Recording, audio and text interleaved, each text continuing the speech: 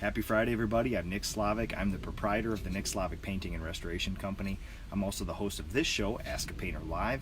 It's a weekly live Facebook show where I use my over 2 decades of experience as a craftsman and an entrepreneur to answer any of your questions. And today's show, Chris Shank is not going to join us. We will have the PCA, the Paint Contractors Association Contractor Question of the Week, but I want all of your questions. Suggest a topic, any question. It can be business, it can be coating science, it can be anything you like as far as a painting business or coating science goes. This is sort of an open show. At the end of this show, once I get through the contractor question of the week, I'm going to spray an exterior maintenance varnish on these doors here that I prepped this morning for you guys. So thanks everybody for watching. Kindest thing you can do is to like this and also share it. That'd be a very, very nice thing for you to do with me. If you know somebody who's like-minded, get them in on this and have them join the conversation. I very much enjoy the interaction here. So Brandon Nikolai, one of my young budding apprentices, coming up on his year mark here watching. He put in a half day today. Brandon, if you got a question or a topic listed below, Jade Earhart too, another fellow Minnesota painter, list that question down below or a topic. This is sort of an open show, whatever you guys want to talk about. So I think while we're waiting, to do the contractor question of the week, I'm going to walk you around this estate here. So this is one that I've been working on for probably 6 to 8 years randomly. We come here almost every year to sort of do something with it. We've completely painted the outside. We've completely painted the inside. We've done decks. We've done... Oh, excuse me.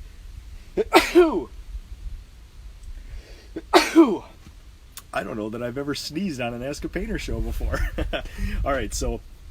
this is one of an awesome client of ours, and we sort of just come out here and maintain some stuff. So beautiful cedar garage doors here that I'm going to spray for you guys a little bit later. We've sort of maintained them throughout the years, touched them up, washed them, brightened them, this and that. Maybe 1 or 2 more times, and then we'll have to strip and start over. Client opted for just a maintenance finish, kind of just to keep everything in stasis so the wood doesn't get any darker or anything else. Yeah, like I said, probably 2 more times maybe, and it probably would be good to strip and start over again and get some good stuff in there, because after a while this stuff breaks down. So let's take a quick walk around here. You can see prep wise, true divided light, panes up here, everything beautifully tightly prepped off right here. Open up the garage doors, slide the drop cloth under for protection there. It's a nice calm day today. Breeze isn't too much of a factor here. We got the airless all set up. We got sprayer in a tote, job site lined up with all my stains. I brought some other stains, different colors and things like that, because I did want to touch up a few spots that her dog scratched. So beautiful estate in the woods here. Oh, it's just wonderful. Love these places. So you can see these are always fun, little tricky situations, dormers, things like that. You got that beautiful low luster finish up there. There's not many things more satisfying than that. And we hand brushed this entire house here. So deck that we did about I want to say 3 years ago, give or take. We used a semi-solid stain.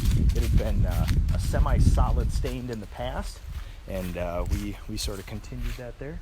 She replaced a few steps recently. We'll probably be back next year to do the deck and the porch, but looking really good up there. Beautiful hardy board. Oh, these things are so beautiful. All right, guys. Oh, Ray Ronnie's watching too. Ray, if you got a topic or a question, I'd love to have one from you. We kind of got an open show today.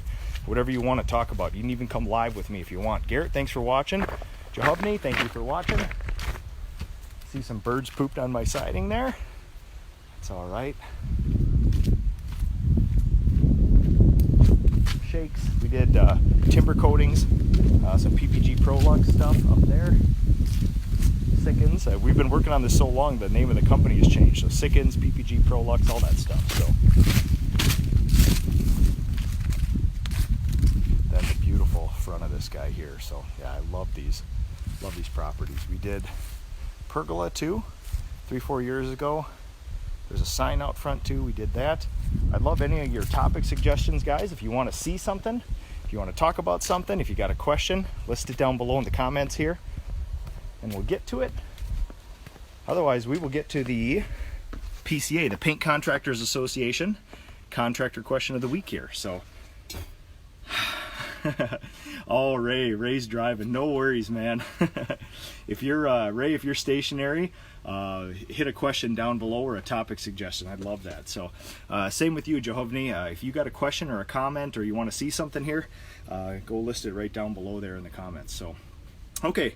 The PCA, the Paint Contractors Association, they submit a question to me every week, and this week the question was about VOCs, volatile organic compounds, and how do we protect ourselves from them, and more importantly, how do we protect the clients from them too. So, very interestingly, this morning I was having a email conversation with one of my favorite clients.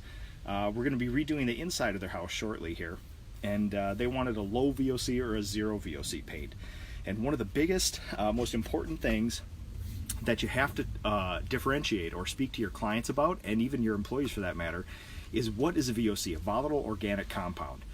So in layman's terms, almost everybody, when they read VOC, they think smell. And they're not necessarily mutually exclusive. So the thing that you have to educate your clients on is, because you can smell a paint doesn't necessarily mean that there's tons of volatile organic compounds in it. There are tons and tons of interior paints. Gonzalo, thanks for watching. Gonzalo, if you got a question or a comment, list it down below here. So I have this conversation all the time, which is a client comes up to me and says, we want a zero VOC or a low VOC paint. And then you have to ask the question, well, is it the actual volatile organic compounds that you don't want in the paint, or is it just no smell? Almost all the paints we use inside for standard wall paintings are low VOC paints, or some are even labeled zero VOC paints, and I have thoughts on that too. But there still is a paint smell. When I work in commercial buildings, office buildings, there's always people who claim to be sensitive to that sort of thing. I definitely believe them, but you have to differentiate between, just because you can smell the paint doesn't mean that there's tons of volatile organic compounds. One of my favorite wall paints, or one of my two favorite wall paints, claims to be zero VOC, and you still smell paint, but it's not bad. I mean, even 5 or 10 years ago, interior latex or acrylic paints had a little more of a smell to them, and I don't know if it was glycols or some of the things like that was in them, but nowadays it's such a non-issue. It's not a big deal anymore. So that's how I educate my clients on it. How we protect ourselves from it, is just personal protective gear. It's simple. There's no tricks of the trades. We all have access to the same respirators, the same knee pads, the same face hoods, spray suits, things like that. It's just using it. Using it is the most important thing, and holding people accountable to it. So, all right, if you guys got any questions, comments, list them below. Ahmed, thanks for watching. Kayla, thanks for watching. If you guys don't follow Kayla, definitely look her up on Instagram. She does some amazing work. So, Matthew, let's see what you got here. I should maybe finish up on VOC. So, one thing that I have not gotten to the bottom of, and I'd love anybody's input here, is a volatile organic compound. You hear all sorts of companies make claims that there's zero VOC. I have been told by a few paint scientists from different companies that it is not possible to have zero VOC. There will always be a trace of it in there. Now, it may be insignificant or statistically insignificant, but no paint will ever be zero volatile organic compound. So, but I think functionally, I think it's really close. So I haven't had that backed up by anybody else, but when you meet some paint scientists or some of those nerds with the PhDs that they don't really let on public from those paint companies, they do have a lot of deep thoughts about this stuff, and I've been very lucky to bump into a few of them and pull on their ear a little bit. So, Kanan Mole, past apprentice craftsperson of mine. So, all right, guys, we are gonna spray this garage door pretty soon here. I'm just gonna walk through a couple questions. This is basically an open show. Excuse me. Anything you guys want to talk about, any questions, just type them down below, and we're going to hammer them out. And then, last thing I do today, I'm going to spray some exterior varnish on this beautiful set of garage doors for you guys. So, oops. Let's set up the Matthew. Question near and dear to my heart. Hey, Nick, here's a question. How do you onboard someone into a job site that's already in progress? Number one, hopefully your training has sort of given that person the mental perspective to be a Swiss Army knife. So when I do large company training with all my people, or I onboard people, one of the first slides I show them is a slide on a presentation that has a Leatherman tool, multi-tool, and a Special Forces Green Beret soldier. And the reason I like those very much is with, a Leatherman, it does a lot of things really well. It can function anywhere. You throw it in your pocket, you end up there. It may not be the best in the world, but my God, it will do 98% of a perfect job everywhere you go with one thing. And it's adaptable. And you basically have this thing in your hand that's an insanely valuable, powerful tool. You show up somewhere, and your brain has to be smart enough to adapt it to a way to fix your problem. And a Special Forces soldier is the same way. Green Berets are trained to go into other countries, speak another language, train the forces, the indigenous forces, multiply their efforts, where one Special Forces soldier can train hundreds and hundreds of local indigenous people to then take up a cause or do something on behalf of the United States. It's the same thing. They're adaptable. They have sometimes some specialties. There's a weapons guy, there's a demo guy, there's a comm guy, there's a medic, there's a platoon leader, things like that. But when they're on site, they are the most adaptable, flexible agents that you can possibly get. And that's what I want my people to be. Now, beyond the training though, we have a sheet that's called a jump sheet, which is basically a work order. A work order is what you give your people in the field. There's an estimate, and then somehow you have to take that estimate and put it into some digestible form for your people in the field to process the job. It's almost like a recipe or an instruction manual for this. I know if you guys know Shane Garrett does an insanely detailed, insanely good job of this, a customized one for his jobs. It's beautiful. If you're ever lucky enough to talk to Shane about it, definitely do it. Shane Garrett out of Missouri, Garrett Painting. But we have something called a jump sheet, which is basically just a simplified version of here's where you're going to be working today. And the most important thing that we track on our jump sheets is who worked on this job for how many hours, and then what coatings did you use and how much of them, because we're basically trying to job cost, which is there's a certain amount of revenue for this job. We have to a certain amount of labor and a certain amount of materials. All the rest is my purview: overhead, management, marketing, sales, all that other stuff. My people track all that so I can get an accurate job cost. So when we have an ongoing job site, new construction is probably the biggest example of that. And people, we have an open show here. The second I'm done with questions, we're going to spray this. Excuse me, I think I'm coming down with something. We're going to spray this beautiful set of garage doors behind me.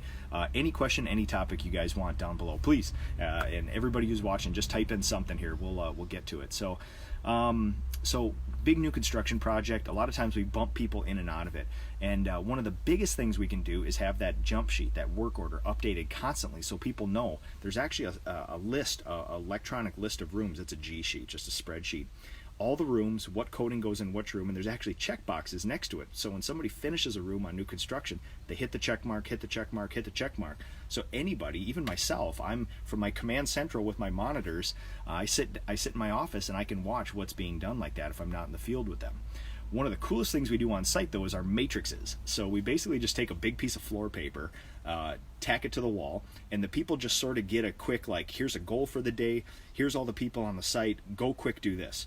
The jump sheets, and we also have something called a project plan, which is a big matrix like this. It's a spreadsheet, and all the people's names are listed there, and every hour of their day is planned out. And that's an individual sort of thing. Each person does that based on a goal for the day, but it's not always easy to take out your tiny phone and look at a 300-line spreadsheet. So what we do sometimes in those big projects is make our project plans, and then we do a quick paper one on the wall so that when people are walking around, they can physically see that, so they're not taking out their phone, Google Drive, then you hit G Sheets, and it's got to open it up in Sheets, and then you zoom in, it's just one of those kind of nice manual things. So I'm still a lover of the matrix, and some of my people put art on it. It's kind of a cool thing, but it's a great way to sort of get people in there. And another thing, Matthew, and thanks for the question too, another thing you can do is make sure somebody is ruling that job site with an iron fist. If the personality styles of the people in your business or the people you work with is sort of maybe quiet, demure, passive-aggressive, maybe you don't have a whole bunch of domineering, swashbuckling leaders in your company, you got to have somebody in charge. Otherwise, everybody's just going to do their own thing to the best of their ability, and there's probably going to be some overlap or some rework. So just make sure somebody's got command of that so that at least they're paying attention and you give somebody that responsibility or that deliverable. So All right, Kanan, Mark Johnson. Oh, so awesome, man. My friend, my restorationist. Actually got to do a project together, a Civil War recruiting station this year. So, Mark, hey Nick, when you're bidding paint jobs, how much extra paint do you usually include? Hopefully none. I hope that I bid it exactly on, so that we're using, there's only a couple wipes of a brush left in a can. That's the most efficient job site. Obviously it doesn't happen, but at least in my industry, residential repaints, materials are usually 15% of a job. It depends on the job. Usually, like a cabinet job doesn't use as much paint as repainting all the ceilings, or priming a house, or painting all the walls. It's a little more, you have those levers of labor and materials, and sometimes a whole bunch of labor, a little bit of materials in the case of like a cabinet job, versus painting the inside of a garage with no windows, no doors. You're going to go a little higher on the materials, a little lower on labor on there, just because you're using per hour, you're using more paint than other jobs. But the best way that we've sort of got this extra paint sort of stuff. I mean, if your question is, do we buy extra paint? We try not to. It's not a good practice, especially when we're doing 360 jobs a year. But if a client asks, we'll definitely buy extra paint for them if they want. One of the best ways we combat this is job costing. So these jump sheets that I was talking about, everybody lists how many hours per project, and then per room we actually list out, or per segment of the project we actually list out how many materials we use. So I've actually painted this house twice, the outside of this house twice now, and each time we can just look back and say it took 131 hours, and we used 48 gallons of paint, and we did a 2-coat process with this particular paint. And you can look back and you can say, okay, we had 3.5 extra gallons last time, so okay, now we go 44.5 gallons this time, and we'll go buy an extra one if we need it. And that data, I know it's the harder way to come across this, but it is the way to do it. Another thing that I'm using to track data over the last 2 years is an app called Hover. And it's actually a pretty sneaky, cool thing. I know a lot of contractors use it, but you take 8 pictures around the outside of a house, and it'll make you, and sometimes within an hour, a 3D map of all the surfaces. It'll list out everything: roof surface, openings, amount of linear trim. It'll add in wastage, square footage, everything. And I attach those things to my bids, not my bids, my Google folders for the job, so that at the end of a job like this, we have a square footage for the amount of hardy board siding and trim, and we can actually look back then and do a back calculation. I don't normally use Hover to come up with my square foot pricing unless it's like a big pole shed or something where it's all just sprayed material. But now we can look back and say, there's 2,600 square feet of green siding on this house, and we used 31 gallons of paint, and that's a simple calculation of how many square feet per gallon. And if you track this over 10 or 20 jobs, you come to realize, like, oh, almost every one of my exterior repaints is between 230 and 280 square feet per gallon when we brush it. And that will help in the future, so that if you do show up on a super complicated house, you can Hover app that job. It'll spit out the square footage and say, oh, well, based on all my calculations in the past, we'll go 250 square feet times 2,100 square feet of siding, and that should be pretty dang close to the amount of paint. So lots of ways to do it. But Mark, if you guys don't follow Mark too, he's doing awesome window restoration. He's a period woodworker, so he's got all sorts of awesome little woodworking tools from the 1800s, and he's doing an awesome window restoration job. And Mark is a guy near and dear to my heart, because he's actually using oakum to insulate and seal some windows. And if you guys haven't watched that, do that. Oh, Dwayne, thanks much, man. I appreciate the info. Kanan, how's it going, man? Mark Johnson, extra paint, that is. No. So, yeah, Mark, we try not to do any extra paint. What we do is, especially on a garage door job like this, we'll get 2 or 3 gallons of this clear. It's a stock clear, and we'll use whatever the job takes and return the rest like that. But no, we try not to have any extras. Kevin, thanks for watching. Brian Kuhn, Tina, Craftsman Tina, Craftsperson Tina.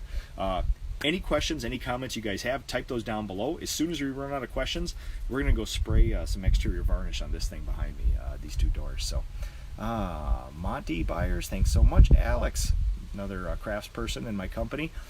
Matthew Vari, all my craftspeople and apprentices are watching, because we do a 4-day work week. So there are a couple people, I think there's 3 crews out today doing some extra work.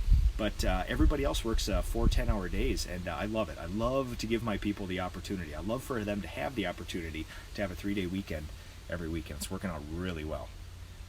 Matthew Varga, thanks for the answer. I'll be looking at it later tonight, trying to prep for next week. New responsibility while my boss is out of town. Anything you need, man, reach out, and I'd be happy to help, even if you need examples of jump sheets and all that other stuff. Oh, thank you guys for watching. Eduardo, Brandon, might just be me. I can't hear you. I think you're the only one. Mike Shirk, thanks for watching. Mike McGrath. Oh, Mike McGrath. All right, guys. I'm going to safety up here, and I'm going to spray these garage doors. So for those of you just catching up now, if you have any questions, comments, you can certainly tap those down below. Otherwise, I'm going to get after it here. This is an estate that we've been working on for quite a while here, and many, many years, maybe 6 or 8 years. And the client, we've been maintaining a lot of the exterior timber work here, and this is probably one of the last times we'll do a maintenance coat on this.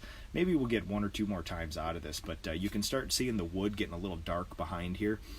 So she opted for a maintenance coat to sort of, just preserve what's going on here. Another time or 2 of the maintenance coat, and we'll probably strip these things down and brighten them, and then bring them all back bright, shiny, and because once you put enough of this stuff on, the finish just gets not so translucent anymore. But this is a great way to preserve the wood, though. So, Mike McGrath, that's awesome, man. Deer camp, day 1 of bow season. Good luck, man. I got my first deer ever this year, opening day of bow season here in Minnesota, and Mike was kind enough to say some very nice things to me. And we follow along each year, texting him. Mike's got an awesome property that he bow hunts, and dude, you got to send some pictures, man. You have one of the most beautiful places in New York. And Kanan also working while listening. Kanan, I know that Kanan is a past craftsperson of mine, moved back to New York with his family. If Mike and Kanan, you guys need to connect, because I know Kanan's off in the middle of nowhere, but you guys are probably closer than you think. And Kanan, Mike would be a great contact for you to have there if you're looking for some work or something else up there. So, all right, guys, I think it's time to spray here. So, I'm get some safety gear on. Check my sprayer. This is kind of a fun thing here. I'm using an 18-year-old Titan Epic Series sprayer.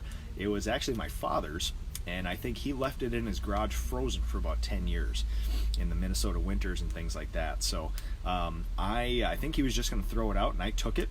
And I just figured, what the heck, even if it's kind of underpowered and broken and weak, it'll spray some chemicals on decks or something. And I fired it up, and the worst looking brown thinner ever came out of that thing, as you can imagine, from 10 years. And I basically just put some new thinner in, checked all the packings and everything. I replaced some filters, and it works like a charm. And I think, actually, I'm wondering if we even got it repacked. We might have got it repacked a year or 2 ago, but honestly, I think that thing might not be repacked, and it works like a charm. But we use it for varnishes, interior varnishes, exterior varnishes. It's a little bit underpowered, as you can imagine, for a very old sprayer. As far as sprayer goes, this guy's a grandpa, but it sprays clears perfectly. So, all right, thanks everybody for watching today. I'm gonna put some clear on this stuff, and have a good weekend. And Mike McGrath, good luck this weekend, man. We're all cheering for you. Feed that family some venison.